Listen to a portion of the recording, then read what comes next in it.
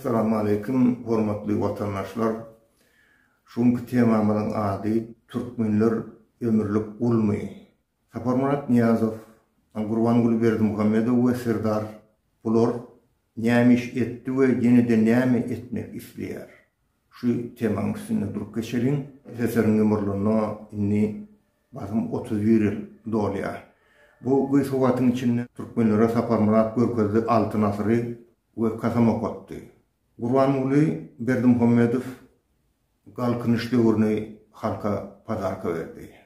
Inni görwak Serdar näme bahana bilen halky aç we işsiz goýar. Häzirlikçe ol diňe güýç organlary bilen turgunlyşyp geçirýär.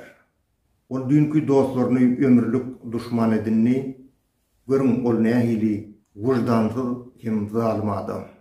Serdar başarsa yurttaşynaky hemme türkmenleri çärjewe getirjek we türmeleriň köp ýeri bolan Ami derýanyň kenaryna gelen adamlary zynnyna basjak. Ünferim olar adamlary Aşgabat'a getirmäne gorkýar. Çünki pikir edýärler, gelenler Aşgabat aeroportundan gozgolagy başlar. Ol ýerde dip korpus pasorlar bar. Serdaryň ýurdun, halkyň, ekonomikanyň aladasyny etmäne akly çatanok. Sebebi onuň atasy kimdi? Türemşik, kakasy ogur kezzap ýurt ýykan. Inni bundan eýlek şu Gurbanguly Berdimuhammedowyň adyna ýurt ýykan diýen adamlar. Ýurt ýykan ýoň ahir türkmenleriň içinde iň erwet adam aýdylýan ekeni, şo goýulýan eken lakam. Ben size şunu ödül edýän Berdimuhammedow Gurbanguly ýurt ýykan. Bundan eýlek şoň lakamy ýurt ýykan. Ünferin adamlar Aşgabat'a getirmäne gorkýar diýdik de. Sebebi Aşgabat'da pasorlar we beýleki guramalar we jurnalistler az ekeni onnamynda görünýärdi.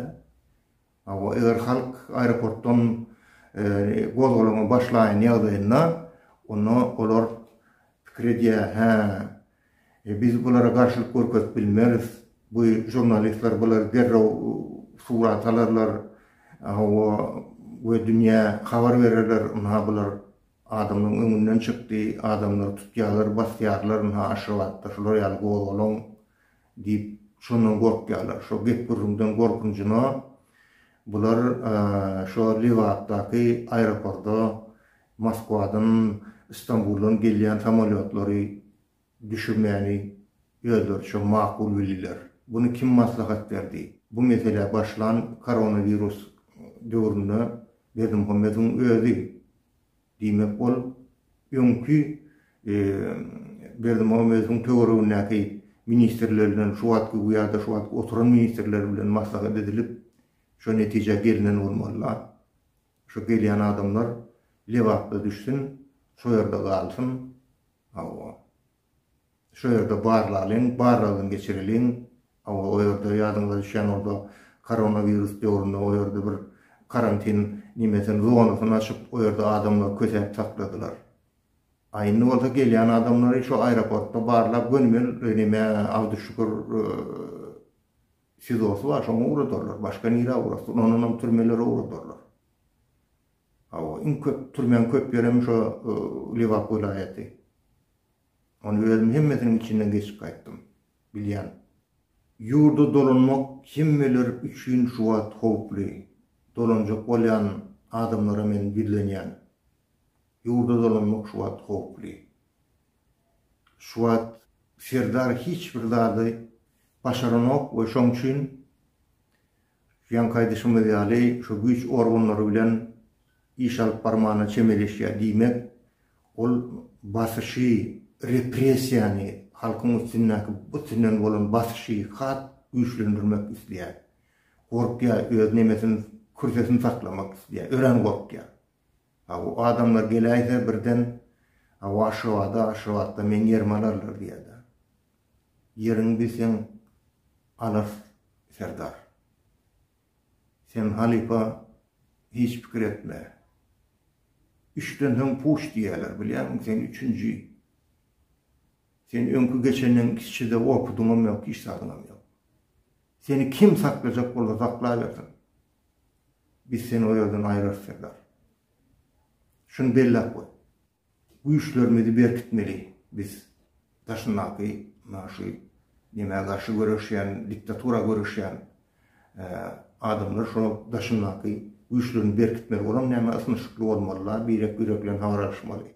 Uldan kiçe te oğullardan başlap orgun işgärleri, ofisserler we bu meselenin gelecek üçün ören wajypdygyny düşünmeliler.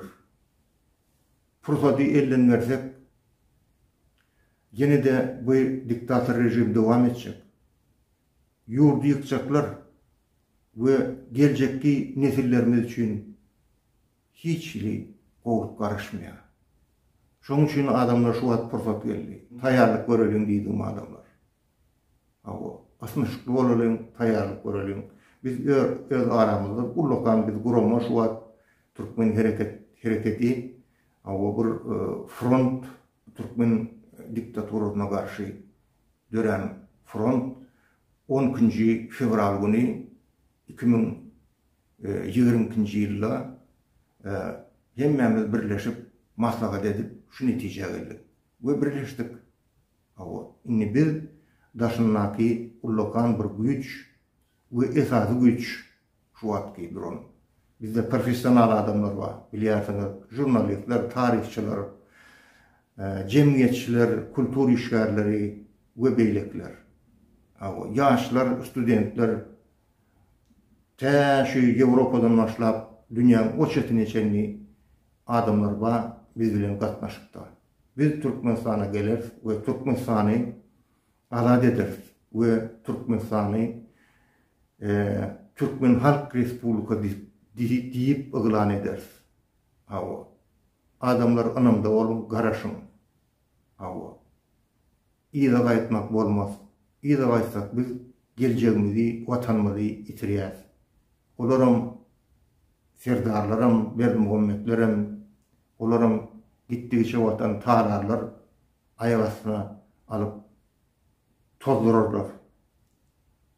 Adamlar köp sag bolun diňläriniz üçin inniki duşuklary çenli sag